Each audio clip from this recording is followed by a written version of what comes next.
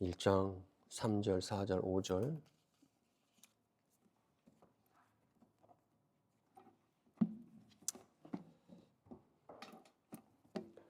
우리 한 목소리로 다 같이 읽겠습니다. 찬송하리로다. 하나님 곧 우리 주 예수 그리스도의 아버지께서 그리스도 안에서 하늘에 속한 모든 신령한 복을 우리에게 주시되 곧 창세 전에 그리스도 안에서 우리를 택하사 우리로 사랑 안에서 그 앞에 거룩하고 흠이 없게 하시려고 그 기쁘신 뜻대로 우리를 예정하사 예수 그리스도로 말미암아 자기의 아들들이 되게 하셨으니. 하나님 감사합니다.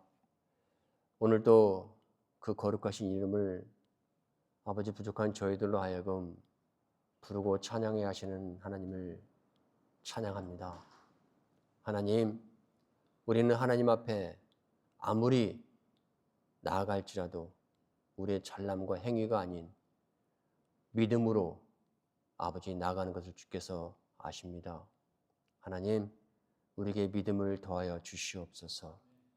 그 믿음을 보실 때에 하나님께서 흡족해 하시는 믿음이 되게 하여 주시옵소서. 누구한테 보이기 함도 아닙니다. 내가 잘난 체 하기 위한 어떤 것도 아닙니다. 오직 하나님 보실 때 정결하고 깨끗하여 주님을 사랑하여 주님을 흠모하여 우리를 구원해 주신 주님의 너무 감사하여 아버지 그 마음으로 나갑니다. 오늘도 하나님 아버지 그러한 우리들에게 오늘도 우리에게 하나님께서 아들 삼아 주신 그 은혜를 깨닫기 원할 때에 성령님 가르쳐 주시고 알게 하여 주시옵소서. 세상이 아무리 힘들고 어려울지라도 하나님은 내 편이고 하나님은 나를 위해서 일하신다라고 하는 이 사실을 기억하게 도와주시옵소서. 예수님의 이름으로 기도합니다.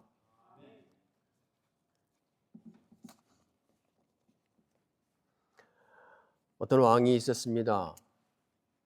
그 왕이 전국이 어떻게 돌아가는지 내 백성이 어떻게 사는지 이제 숫자 전국을 살피러 여행을 떠났습니다. 한참을 떠날 때 어떤 지역에 들렸습니다. 어떤 지역에 들어갔는데 어떤 한 거지가 길가에서 구걸을 하고 있었습니다. 이 왕은 창문 너머로 그 거지 소년의 행위를 유심히 보더니 창문을 열었습니다. 그리고 그 소년을 불렀습니다. 얘야, 잠깐 이쪽으로 와라. 그러면서 그 소년이 가까이 오자 이 왕은 물었습니다. 내 아버지는 누구냐? 아버지는 어디에 계시니? 그랬더니 이 소년은 제 아버지는 없습니다. 아버지는 사고로 돌아가셨습니다. 그럼 집은 있느냐? 집도 없습니다. 제가 집이 있으면 이렇게 구걸을 하겠습니까? 라고 대답했습니다. 그리고 왕이 이 소년을 유심히 보니까 제법 총명하게 보이고 똑똑하게 보입니다. 그래서 이 왕은 이 아들을 마차에 태우고 궁으로 돌아갔습니다. 궁으로 들어가서 모든 사람들을 보는 앞에서 이제 이 아이는 나의 아들이니라 라고 이제 소개를 하면서 왕의 호적에 입적을 시켰습니다. 양녀로 입적을 시켰습니다. 그리고 어느 정도 시간이 지나서 이 소년은 자신이 옛날에 살던 그 지역으로 가봤습니다. 한 사람도 이 소년을 알아보는 사람이 없었습니다. 왜냐하면 이 소년이 입고 있는 옷과 모든 품새가 예전과는 전혀 달랐기 때문에 전혀 알아볼 수가 없었습니다. 옛날에는 자기가 사람들 앞에 굿신굿신 했는데 이제 평민들이 이 사람을 볼 때 고개를 숙이고 지나갑니다. 예. 왜 그랬을까요? 사람들은 외모를 봅니다. 그리고 사람들은 이 사람의 품새를 보았습니다. 그리고 고개를 숙였습니다. 사람들이 이 사람 앞에 고개를 숙인 것은 품새 때문에 아니었습니다. 신분 때문에 그랬습니다. 외모를 보고 모든 걸 보니까 이 사람의 신분이 자기들보다는 높다라고 하는 생각을 하게 됩니다. 네. 근데 여러분, 제가 지금 읽어드린 이 이야기는 어쩜 사람들이 지어낸 이야기일 수 있습니다. 그러나 이 소년이 왕자가 되기 위해서, 이 신분의 변화를 하기 위해서 한 것이 무엇입니까? 이 소년이 자신의 신분을 변화시키기 위해서 한 것은 아무것도 없었습니다. 이 왕이 자기를 불쌍히 여겼고 총애를 해서 이 아들은 그냥 왕자가 된 것입니다. 여러분과 저의 신분이 바로 그와 같습니다.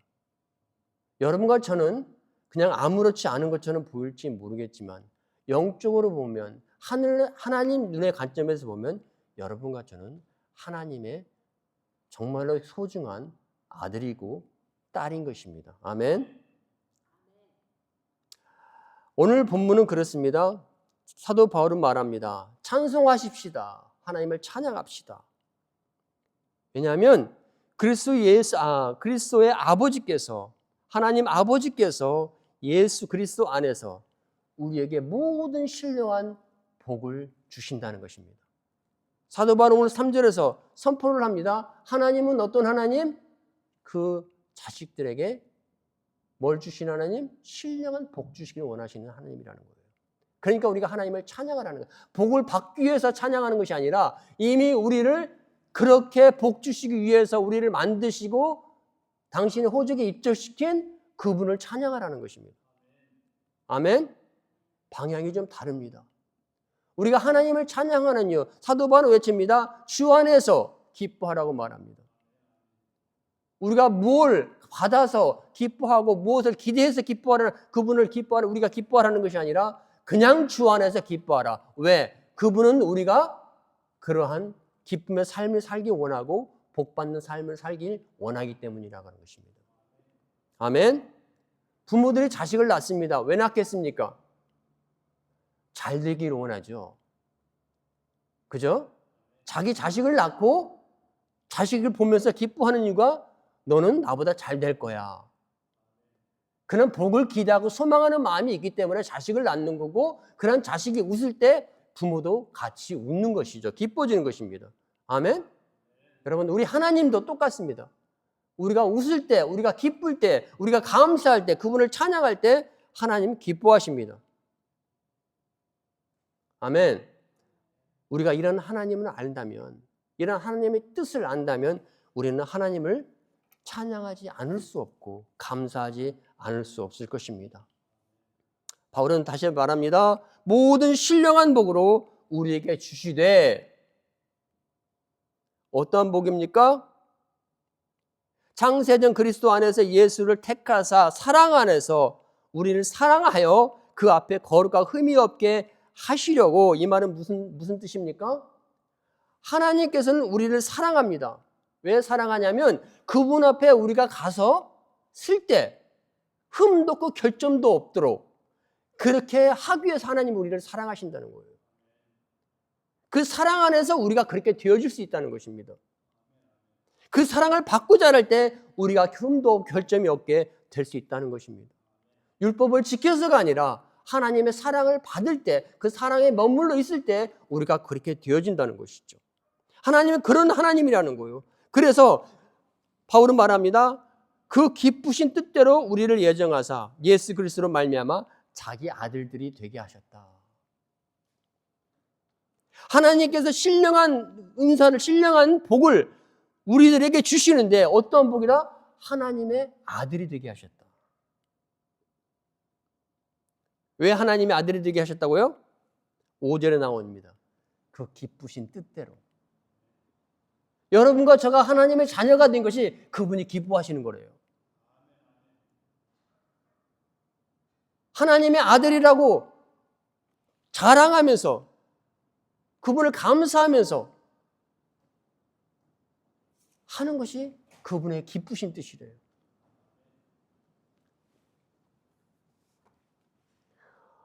여러분, 그러면 아들의 책임은 무엇일까요? 하나님께서 아들을 우리에게 신령한 복을 주셨는데 아들로 삼으셨는데 그것이 하나님께서 기뻐서 우리를 아들로 삼으셨다는 거예요. 그러면 그 아들이 그러한 기쁘신 하나님 안에 품에 있으면서 그 아들이 취해야 될 태도는 어떤 태도일까요? 여러분 분명히 말하지만 우리가 하나님의 아들 된 것은 그분의 선물입니다.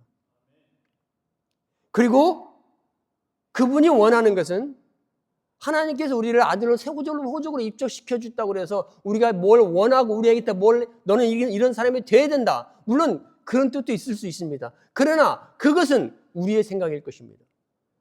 하나님은 기쁘신 자신이 우리를 당신의 아들로 삼아주신 그것이 자체가 기쁜 거예요. 그리고 우리를 볼 때 그냥 기쁜 거예요. 우리에게 뭔가를 원할 수는 있지만 그것 때문에 기뻐하시는 하나님은 아니라는 거예요. 하나님은 그냥 우리 자체를 보는 것을 기뻐해요. 우리가 어떤 옷을 입고 있든지 어떤 모습이 있든지 그냥 기뻐하는 거죠. 우리를 보는 것을 하나님은 즐겨하신다고 저는 생각을 합니다. 그래서 하나님은 우리가 어떻게 살기 원하냐면 그냥 그분이 주는 대로 주는 것을 받아먹고 그냥 그분을 향해서 고마워요, 감사해요, 행복하고 그냥 누리고 살면 되는 거예요. 뭐 부담 가질 필요 없어요. 하나님 그걸 보길 원하시는 거죠. 저희 아이들 키울 때 조슈아 때인지 누군지 모르겠어요. 제가 한번 그런 적이 있습니다. 우유병을 타가지고 우유를 보니까 막 좋아해요. 이렇게 막 흔들어주니까 막 좋아해요. 아마 조슈아였던 것 같아요. 근데 그 모습을 보는 저는 더 좋은 거예요.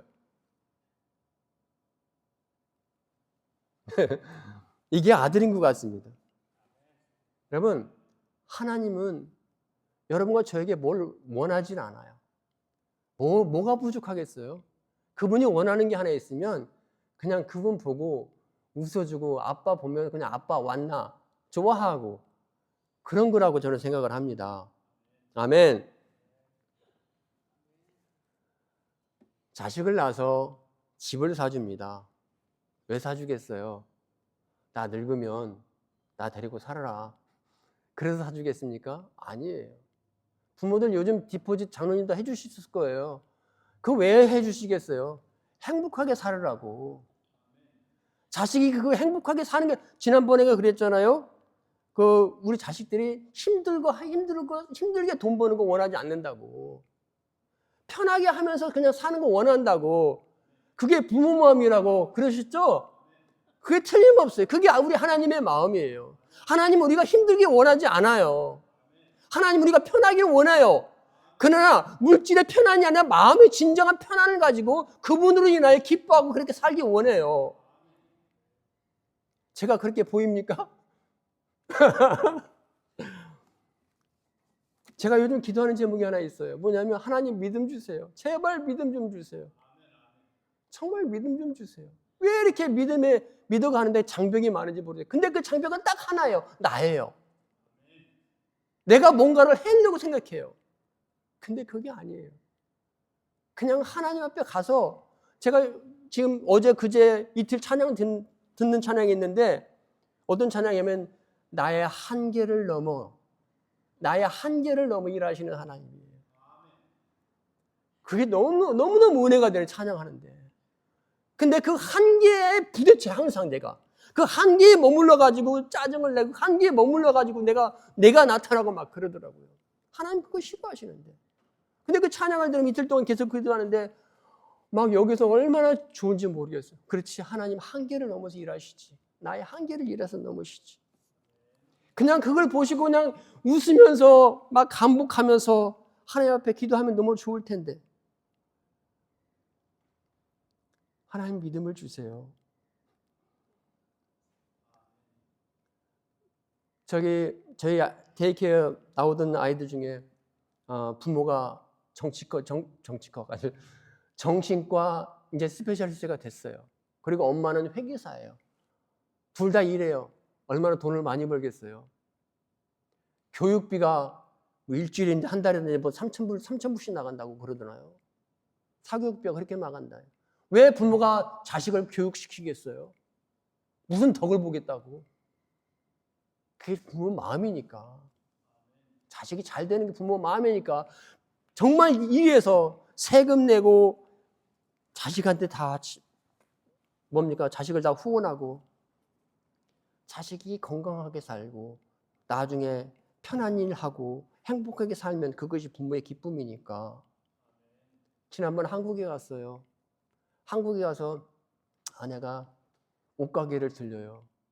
저는 그냥 갔으면 좋겠는데 옷가게마다 조금씩 하면 그냥 들어가요. 그러면서 이 옷 우리 모세에 맞을까? 이 옷 우리 조시에 맞을까? 이 옷 우리 사무엘 입으면 참 좋겠다 하면서 사무엘 옷을 많이 사왔어요. 근데 어제도 그래요. 학교 갈 때마다 옷을 입고 가는데 거짓줄은 입고 가는 거예요. 거짓줄은 입고 가는 거예요. 사무엘을 사달라고 하지 않았어요. 그냥 자기 돈 들여서 그냥 샀어요. 우리 엄마 돈 들여서 그냥 샀어요. 많이 여러 거. 이 옷 입히고, 이 옷 입히고, 저 옷 입히고, 저 옷 입히고. 그러면서 거지같이 입고 가니까 제발 좀 그렇게 입지 마라. 옷 많이 사줬는데 왜 그렇게 입고 가냐. 막 그러는 거예요. 엄마가 사줬지 않냐. 사준 거 입고 그거 이쁘게 입고 가면 얼마나 좋냐 이거죠. 뭐 부모가 그거 보면서 뭐 자식이 우리 엄마가 사줬다 자랑하길 바라겠어요? 아니잖아요. 그냥 사준 거 입고 그냥 멋있게 이쁘게 그냥 입고 가면 좋은 거예요. 그냥. 하나님이 여러분과 저를 그렇게 만드신 그 목적이 너무 기뻐해서 좋아서 그렇게 우리에게 아들을 삼아 주셨다는 것입니다. 여러분, 제가 하고 싶은 말이 있어요. 이것이 부모의 자식을 사랑하는, 자식을 생각하는 부모의 관점이고, 이것이 우리를 바라보시는, 우리를 아들 삼은 하나님의 관점이라는 것입니다. 아멘. 틀림없을 거예요.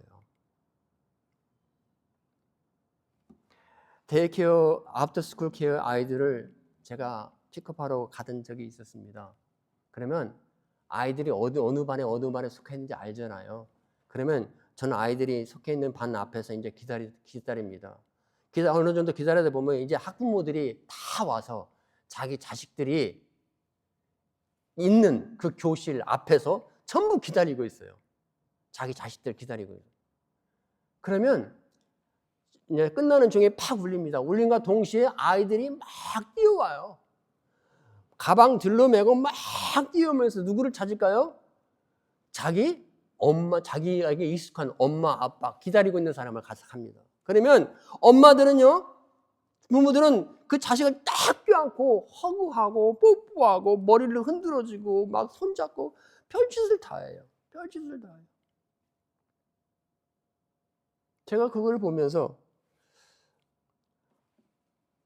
아이들이 부모가 그렇게 기뻐하는데 뛰어오면서 아이들이 뭐 부모한테 뭐 해준 게 있습니까? 아니에요. 왜 부모가 그렇게 기뻐해요? 왜 부모가 학교 끝나고 아이들이 자기를 보고 오는데 왜 기뻐해요? 그게 부모예요. 자식이 해준 거 없어도 자식이 특별하게 뭐 이걸 해야 부모가 기뻐하는 게 아닐지라도 그냥 자식은 건강하고 웃으면서 자식에게 뛰어오는 그 자식을 보면서 부모는 한없이 기쁜 것입니다.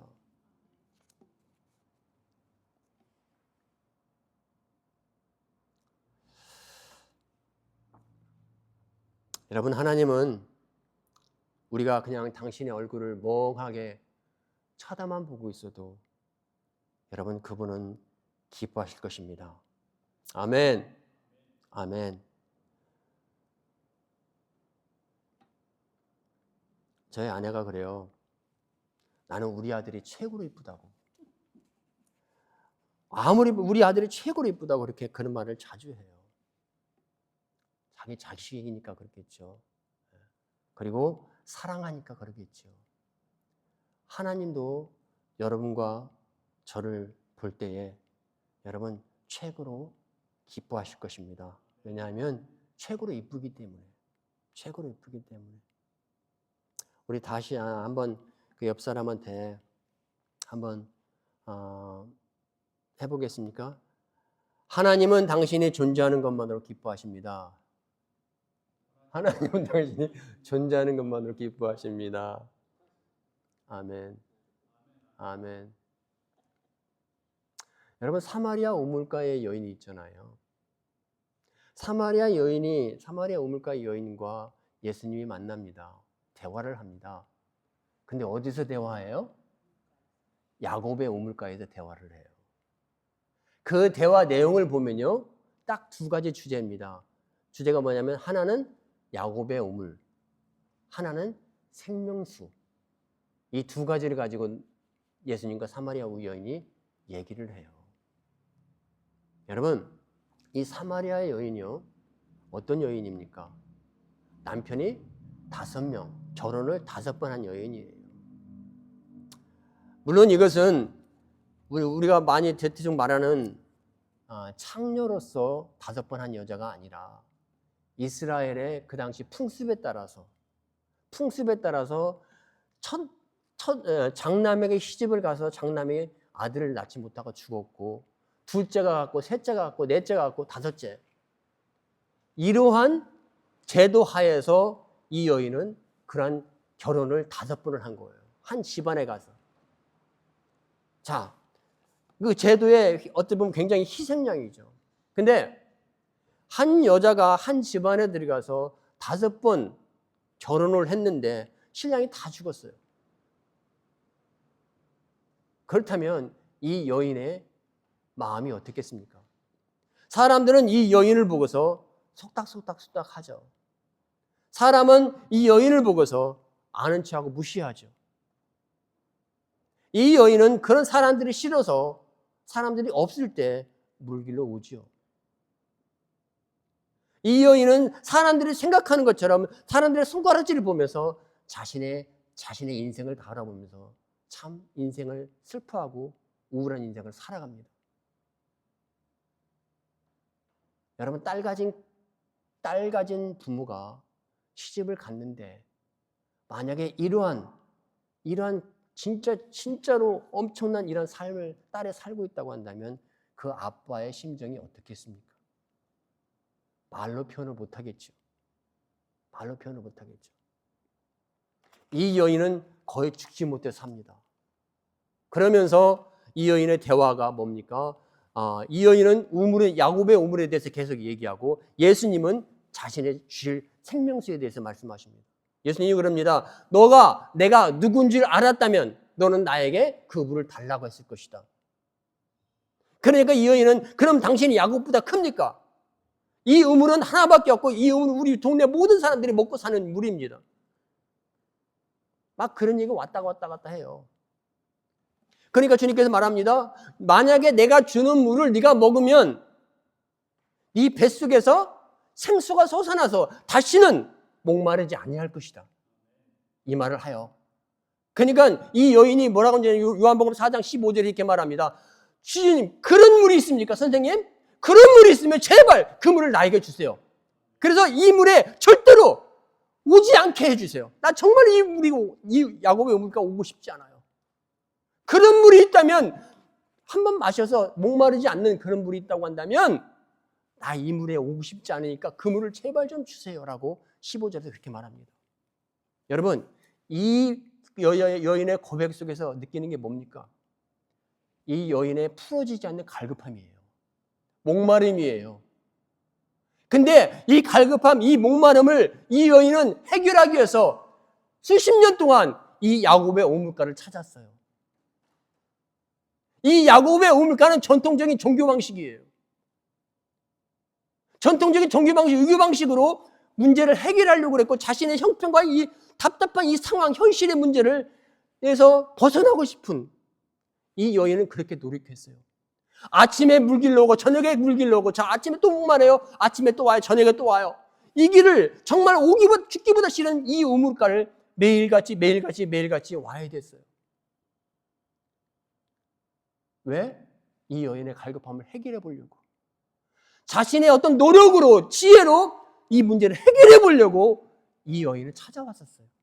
수십 년 동안. 그러나 이 야곱의 의무는 이 여인의 갈급함을 해결해 줄 수가 없었다는 거예요. 주님과 대화의 핵심이 바로 그겁니다. 네가 이 물을 줘서 네 갈급함을 해결하려고 했지만 너는 해결하지 못했지 않냐? 내가 주는 물을 먹으면 너는 그 물을 해결은 받을 것이라. 이 뱃속에서 생수가 솟아나서 더 이상 목마르지 않고 이 길에 목말라 오지도 않을 것이다. 이런 말을 합니다. 여러분, 제가 이런 말을 한 이유가 있습니다. 하나님께서 여러분과 저에게 아들을 삼으셨습니다. 다시 말하지만 하나님께서 여러분과 저에게 아들 삼으셔서 우리로 하여금 하나님께서 우리에게 어떤 원하는 것이 없어요. 바라는 것이 없어요. 여러분, 하나님 앞에 우리가 아들로서 나갈 때 우리가 어떤 것을 하려고 하지 마시기 바랍니다. 아멘. 그분은 우리를 사랑하십니다. 그분은 우리를 용서하십니다. 예수 그리스도를 이미 용서하셨고 용서할 준비가 되셨습니다. 우리는 그냥 그분이 원하는 대로 가서 만나기만 하면 됩니다. 그분이 주시는 대로 그냥 포옹하며 안기면 됩니다. 아멘. 이것이 여러분과 제가 오늘 가져야 될 하나님의 성품이고 기쁘신 뜻입니다. 아멘. 어떤 상황이 빠지더라도 우리가 하나님 앞에 나가지 못할 이유는 없는 것입니다. 언제 하나님 앞에 가더라도 하나님 앞에 너무 늦은 때는 없는 것입니다. 우리가 아무리 탕자보다 늦었을까요? 그러나 아버지 눈에는 거지가 돼서 오는 탕자도 아들이었습니다. 아멘. 눈에 넣고답지 아들이었습니다. 여러분, 신령한 복, 그 복을 하나님께서 여러분과 저에게 주신 것입니다. 아멘. 두 번째로, 하나님께서 여러분과 저를 당신의 기쁘신 뜻에 따라서 우리를 양자 삼으시고 당신의 호적에 레지스트를 시키셨습니다. 그렇다면 이것이 어떻게 된 것인가? 그냥 하나님께서 어느 날 갑자기 생각하고 우연적으로 즉흥적으로 한 그러한 마음이었던가 하는 것입니다. 그게 아니라는 거예요. 4절에서 뭐라고 나와 있습니까? 곧 창세 전에 그리스도 안에서 우리를 택하사 예수 안에서 여러분과 저를 택했다 합니다. 믿으십니까? 이것이 before the world was made. 이 세상이 만들어지기 전부터 하나님께서 여러분과 저를 예수 안에서 택하셨다는 거예요. 다시 말하면 여러분과 저를 아들, 딸 삼으신 것은 하나님의 기뻐하신 뜻을 따라서 아주 오래전부터 계획하셔서 고안하셔서 여러분과 저를 이렇게 만드셨다는 것입니다. 믿으십니까? 그래서 갈라디아서 4장 4절에는 이렇게 말해요. 때가 참에 하나님이 그 아들을 보내사 여자에게 나게 하시고. 여러분, 예수 그리스도를 통해서 여러분과 저가 아들이 되었다는 겁니다. 그러나 그 예수를 보내실 때 예수 역시 하나님께서 때가 참에 그분이 아주 오래전부터 계획해서 때가 참에 여러분 하나님께서 여러분과 저를 자녀 삼으셨다는 거예요. 제가 자주 얘기합니다. 제가 신앙적으로 좀 갈등이 생길 때, 믿음의 혼란이 올 때가 여러 번 있었어요. 그때마다 하나님께서 제가 결국 다시 돌아온 것은 뭐냐면 제가 하나님께서 저를 만나 주실 때입니다. 하나님께 저를 만나 주실 때 그 경험 앞에 딱 그때 가면은 저는 다시 돌아와요. 제가 부인할 수 없기 때문에. 하나님이 살아계시면 부인할 수 없기 때문에. 예. 그때 너무 생생해요. 딱 두 마디. 상근아, 내가 너를 사랑하노라. 그리고 그 다음 말이었습니다. 왜 이제 왔니? 왜 이제 왔니? 너무 생생해요. 제가 24살 때 이 말씀을 받았는데 너무너무 생생해요. 그러면서 제가 어릴 때 기독교인들에게 했던 모든 못된 말, 행동들이 다 기억나게 해요. 왜 이제야 왔니? 왜 이제야 왔니? 엉엉 울었습니다.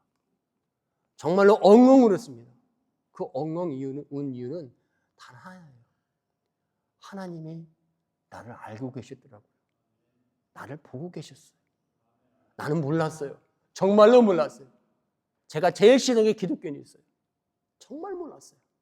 왜 기독교를 싫어했는지 모르겠어요. 근데 그렇게 싫었어요. 목사가 제일 싫었어요. 근데 하나님이 저를 알고 계셨고 첫 마디가 왜 이제 왔니? 그 말이었습니다. 너무너무 생생해서.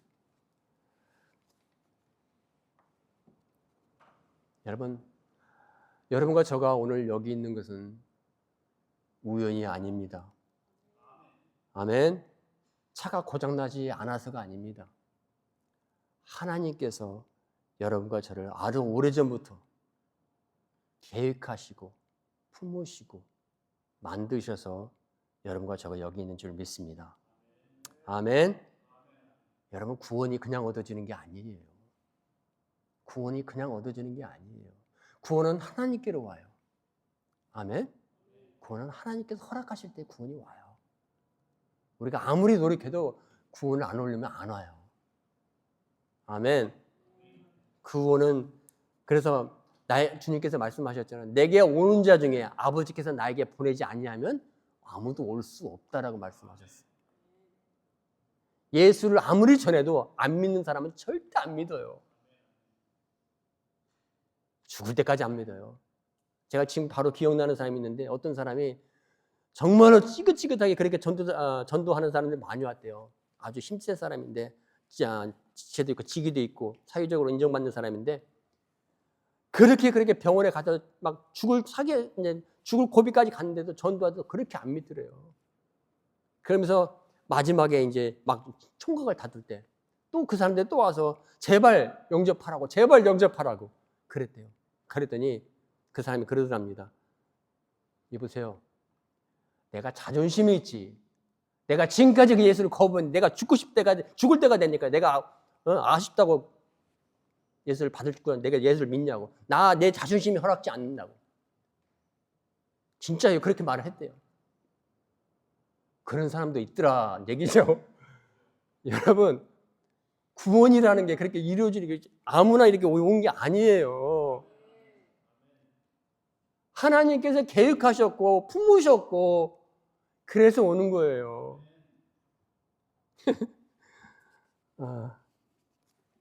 얼마나 좋습니까? 여러분, 저는 이게 구원받아서 하나님 같이 은혜 나누고 찬양하는 것이 얼마나 고맙습니까? 저희 뒷야드에 잔디밭이 좀 있는데요. 새들이 날아와서 매일같이 그 잔디에 뭘 바라보면서요. 부리로 촉촉 해먹는다. 첫 번째 실패하면 반드시 그 두 번째는 뭘 건져요. 아주 기가 막혀. 내가 그걸 유심히 봤거든요. 새들마다 와서 이게 톡톡 해하고 딱 하면 그 속에서 뭘 꺼내서 잡아먹어요. 애벌레나 지렁이 같은 걸. 저는 안 보여요. 기가 막혀요. 그래서 쟤네들이 사는구나. 그걸 보면서 제가 어떤 걸 기억을 했냐면, 그렇구나. 저 공중에 새를 보라. 너희들이 키우냐? 먹이지도 않는데. 하나님께서 여러분 땅속에 있는 미생물 숫자까지 다 세워갖고 다 집어넣어요. 하나님께서 여러분 머리 감을 때 머리털 몇 개에서 빠지는지 모르잖아요. 몇 개씩 나는지 모르잖아요. 근데 하나님은 아신대요. 아멘? 기가 막힌 거예요. 이 하나님의 정말로 깊고 섬세한 이 계획대로 여러분과 저가 지어졌어요. 근데 저는 하나님한테 약간 구하고 싶은 거지. 머리가 좀 안 빠졌으면 좋겠는데. 네. 뭐 제 탓이 아니니까 이거는 뭐 저도 이어받은 거니까 할 수 없죠 뭐. 예. 그러나 후회는 안 해요. 예. 감사하다고는 지금까지 한 번도 안 한 것 같아요. 하나님한테. 솔직하게 제가 인정하고 받고 삽니다. 그냥 인정을 받고 사니까 속이 편해요. 하나님 감사합니다. 하나님의 계획을 보면요, 하나님의 어떤 그런 간증들을 보면 참 기가 막힌 간증들이 참 많은 것 같아요. 제가 제 아내한테도 이제 얘기를 했지만 책을 읽으면서 신학교 때 읽었던 책인데 다시 한번 읽고 싶어서 읽는데 그 책에 미러라고 하는 여인이 나와요. 미러라는 여인이 나오는데 이 여인은 정신과적으로 문제가 많은 사람이에요. 리젝션에 의해서 고통을 당하고 있는 여인이에요. 거부당하는, 나는 버려진 사람, 아무도 인정하지 받아주지 않는 사람. 리젝션, 디프레션, suicide 이런 거에 의해서 살고 있는 이 여인이에요. 이 여인은 청소년기에 두 부모를 사고로 잃었어요. 그리고 결혼을 했는데 남편이 돈을 버는데 직장은 다니는데 돈을 안 주는 거예요. 결혼했으면 돈을 줘야 되잖아요. 근데 남편이 돈을 안 줘요. 생활이 안 돼요. 결국엔 이혼을 했어요. 근데 자식은 누구 차지? 이 부인 차지였어요. 그렇게 사는 거예요, 어렵게. 그러니까 이 여인의 삶은 참 불행하고 이 여인은 어떤 삶을 나는 버려진 영혼이구나.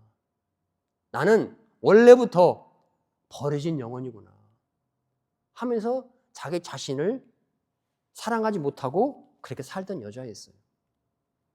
그리고 이제 자기 집인지 아마 가정집 같아요. 어떤 가정집에서 아마 일을 하는 것 같은데 그 주인이 노인이었습니다. 노인이 이제 점심때쯤 됐는데 잠을 자고 있더래요. 의자에 앉아서 잠을 자고 있는 모습을 보는데 갑자기 이 여인이 그 자신의 사장이죠. 나이 먹은 사장의 자는 모습을 보면서 갑자기 순간적으로 죽고 싶다는 생각이 갑자기 들어오더래요. 이렇게 살 바야 죽자 하면서 죽고 싶은 생각이 들면서 막 그런 생각을 하고 있는데 갑자기 그 옆에 아들이 있었거든요. 근데 그 아들은 알코올 중독자예요. 이 아들이 술만 취면 폭력과 난폭한 이게 막 벌어요. 걷잡을 수가 없어요. 심지어 성폭력도 해요. 그런 아들인데 어느 정도 하냐면 자기 어머니든 뭐든 상관없어요. 술 취해버리면 그런 공격을 하는 거예요. 전에도 몇 번 이런 공격이 있었어요. 그 아들이. 근데 그 할머니를 보자마자 죽고 싶은 생각이 들어가는 거예요. 그 생각 무렵에 옆에 있는 아들이 또 공격을 한 거예요. 이때 예절 같으면 도망가든지 어떤 반대를 하든지 이 여인은 그랬어야 돼요. 근데 그날따라 그 순간만큼 이상하게 생각이 그냥 포기해버리는 거예요. 그 생각이 포기해버렸어요. 근데 정말로 불행하게 사건이 터진 게 뭐냐면 이 여인이 임신을 했는데 누구의 임신이에요? 아들의 임신. 아들의 자식을 임신해버린 거예요. 얼마나 불행해요. 이 여인이 얼마나 막 죽을 생각, 막 별 생각 다 하면서 고민했어요. 그리고 이제 이 여인이 아이를 낳을 수 없기 때문에 산부인과를 갔어요. 산부인과를 갔는데 그 산부인과에서가 자기는 그걸 수술해 줄 수 없다라고 거부를 해드려요. 그래서 이 여인은 이제 돌아와야 되죠. 안 해준다니까. 힘들게 산부인과를 찾아서 용기를 내서 갔는데 거절을 해보니까 그냥 왔어요. 거절해갖고 이제 이 여인은 어떻게 할까 생각하다가 죽기로 결정을 한 거예요. 죽기로 결정하고 죽으려고 생각하고 있었던 거예요. 그런데 갑자기 이런 생각이 들어요. 한번 하나님 앞에 따져보기라도 하자. 이 여인은 크리스천이었어요. 하나님 앞에 한번 따져보기로 왜 내 인생이 이런 식으로 되는 거지? 한 번도 지금까지 기도했을 때마다 하나님이 뭐 어떤 대답을 하지 않았대요. 근데 여러분 사람이 어떤 그런 자살이라든지 그런 어떤 할 때 살고 싶은 이 생각이 또 있어요. 이 두 가지 양심이 동시에 있어요. 그래서 어떤 것이 강한 애에 따라서 이제 움직일 수 있는데 이 여인은 바로 어떤 그 순간에 하나님 한번 따져보기로 하자. 하나님께 또 어떻게 뭐라고 말씀하시는지 따져보기로 하자. 너무 억울해가지고. 그래가지고 자기 사정을 하나님 앞에 막 원망하듯이 이제 얘기를 했어요. 토로했어요. 근데 갑자기 너무 선명하게 하나님의 음성이 들리더래요. 그러면서 have this baby. 아이를 낳아라. 그런 말을 해드려요. 그러면서 I bring joy to this world through this boy. 이 아이를 통해서 세상의 기쁨을 내가 전하리라. 그 말이 두 마디가 딱 떠온 거예요. 아이를 낳아라. 내가 이 아이를 통해서 세상의 기쁨을 가져올 것이다. 이 말이 딱 오는 순간에 이 여인도 깜짝 놀란 거예요. 처음으로 그런 사람이 너무 선명한 거예요. 근데 놀라운 사실은 이 하나님의 음성이 들리는 순간 그동안 이 여인을 누르고 막 쥐어짜고 자살하고 싶고 고통스러웠던 이것이 현실이 변한 게 하나도 없어요. 이 마음이 떠나가 버린 거예요. 아멘? 하나님의 응답이 딱 든 것인 게 그 누르던 이 무거운 짐들이 떠나버린 거예요. 그럼 떠난과 동시에 이 여인의 생각 속에 뭐가 어떤 생각이 들었냐면 이 아이는 여자아이겠구나. 그러면서 여자아이겠구나 하고 이 여자아이가 나중에 태어나서 하나님 말씀대로 하나님께서 쓰시려나 보다. 이렇게 기도를 했어요. 이렇게 기대가 된 거예요. 자동적으로 그냥 기대가 돼서 딸아이를 기대했어요. 그래서 산부인과 가서요. 이제 애 낳을 때가 돼서 애를 딱 낳았는데 여자아이 예쁜 애를 기대했는데 아들인 거예요. 그러면서 이제 이 아이와 처음부터 기대가 꾸이면서 이제 다시 아이를 키우죠. 키우는데 아이로 인해서 이 엄마는 굉장히 뭡니까? 실망을 하는데 왜냐하면 하나님께서 이 아이를 통해서 세상의 기쁨을 가지는 아이로 되겠다고 만들어주겠다고 해서 낳는데 이 아이를 딱 보니까 극소심자, 극내성적, 너무너무 내성적이고 너무너무 소심한 거예요.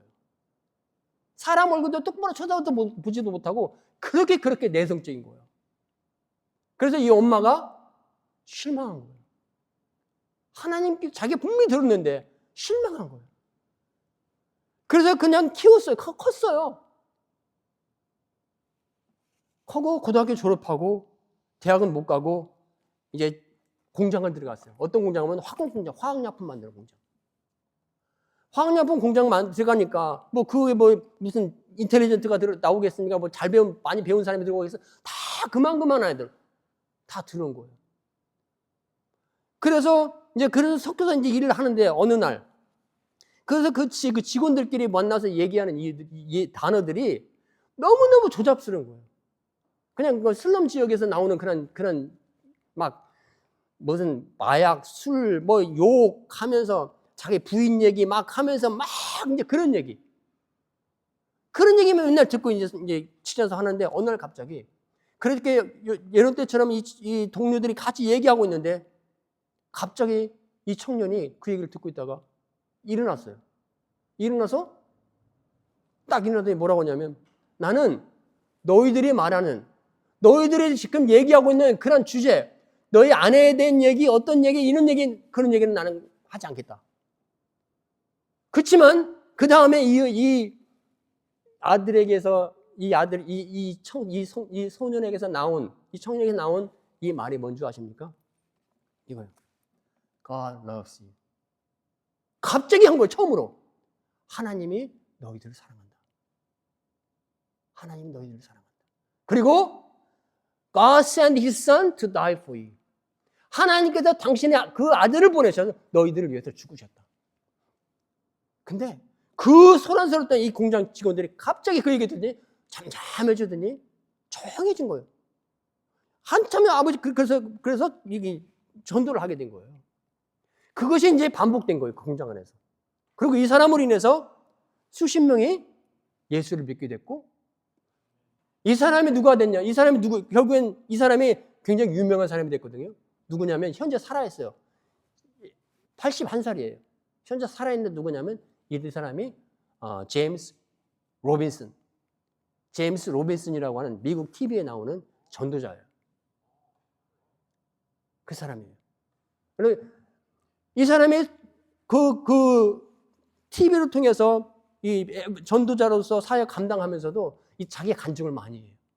제가 이걸 읽으면서 어떤 말이 떠오르냐면 예레미야서 1장 5절에 오버랩이 딱 되는 거예요.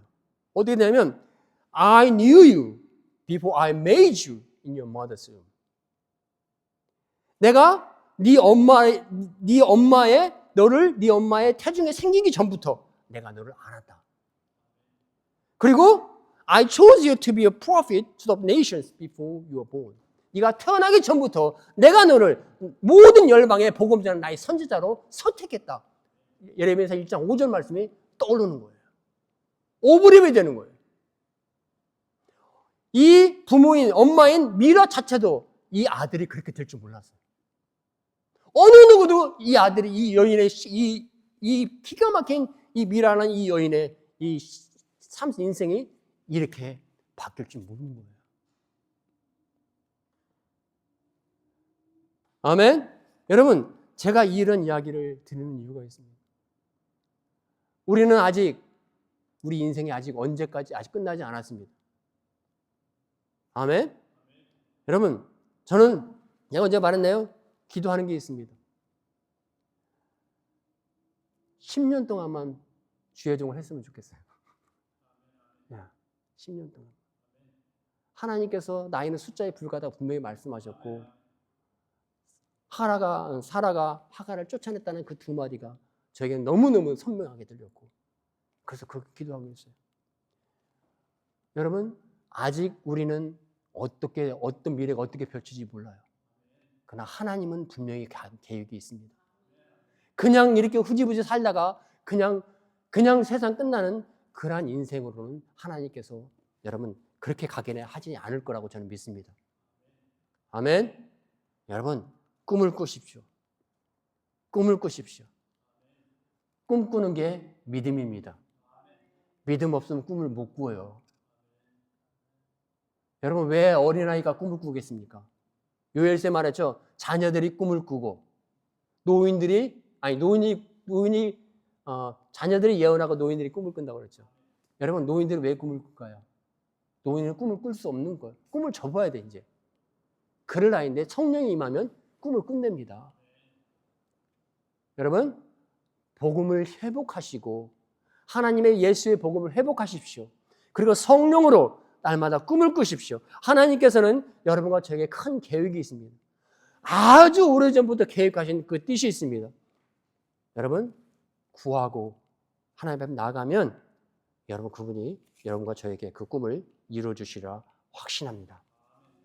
마지막으로 하나님께서 여러분과 저를 아들로 입적시켰습니다. 왜 입적시켰을까요? 어떤 모르는 사람을 우리 호적에 입적시키면 뭐가 돼요? 가족이 되는 겁니다. 가족. 여러분과 저를 하나님께서 호적에 입적시키시고 여러분 우리를 가족 삼아 주셨습니다. 여러분, 가족이라는 뜻이 뭔지 아세요? 가족은 하나라는 뜻이에요. 가족은 같은 편이에요. 피가 물보다 진하다고 그러죠? 아무리 다른 사람이 좋아도 장로님도 아마 딸들이 좋을 거예요. 아무리 예쁘고 자기한테 잘하는 사람이 있더라도 자기 딸보다는 못할 거예요. 피가 물보다 진한 거예요. 그리고 이상한 건 형제끼리 집에서는 무지하게 싸워도요. 밖에 나가면 편드는 거 아세요? 죽으라고 싸우고 치고 패고 맨날 울고 막 그래도 밖에 나가면 형 노릇해요. 동생 누가 때리면 말겨주고 그래요. 이거 왜 그래요? 가족이기 때문에 그런 거예요. 대개 한번 얘기 다시 한번 하겠습니다. 아이들이 조그만 애인데도요, 3살, 4살인데도 진짜 말 안 들어요. 아주 잔머리가 기가 막히게 돌아가요. 이 교사들 그냥 열이 팍팍 바뀌어가지고 막 정말 화 안 내면 안 되게끔 만들어요. 그러고 야단쳐요? 그럼 집에 가서 뭐라는 줄 아십니까? 머리 살살 돌려가지고 자기 유리한데 말해요. 그게 아이들이 4살, 특히 4살짜리는 진짜 그래요. 아주 그냥, 그러고 너 왜 그랬겠어? 눈 깜짝 안 하고 거짓말해요. 근데 놀라운 것은 부모들은 자식 말 듣더라고요.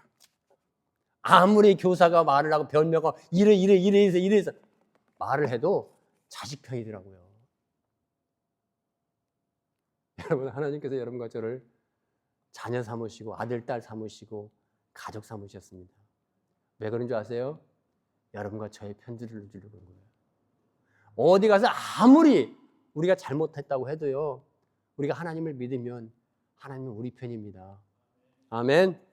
제가 성경 한 구절만 읽어드릴게요. 로마서입니다. 로마서 8장. 좀 긴데 읽어드릴게요. 그런즉 이 일에 대하여 우리가 무슨 말을 하리요? 만일 하나님이 우리를 위하시면 누가 우리를 대적하리요? 자기 아들을 아끼지 아니하시고 우리의 모든 사람을 위하여 내주신 이가 어찌 그 아들과 함께 모든 것을 우리에게 주지 않겠느냐? 누가 능히 하나님께 택하신 자들을 고발하겠는가? 의롭다 하신 이는 하나님이시니 누가 정죄하겠는가? 죽으실 뿐만 아니라 다시 살아나신 이는 그리스도 예수시니 그는 하나님 우편에 계신 자요 우리를 위하여 간구하시는 자니라. 누가 우리를 그리스도 사랑해서 끌으리요? 환난이나 곤고나 박해나 기근이나 적신이나 유업이나 칼이냐? 우리가 종일 주를 위하여 죽임을 당하게 되며 도살 양같이 여김을 받았나이다 함과 같으니라.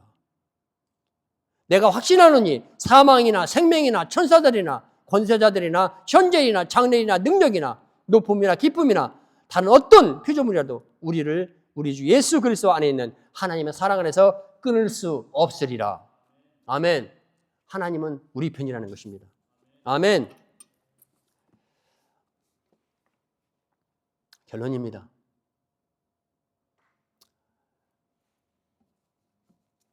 제가 예수원에 있을 때 한 10시 반쯤 제가 잠자리에 드는데요.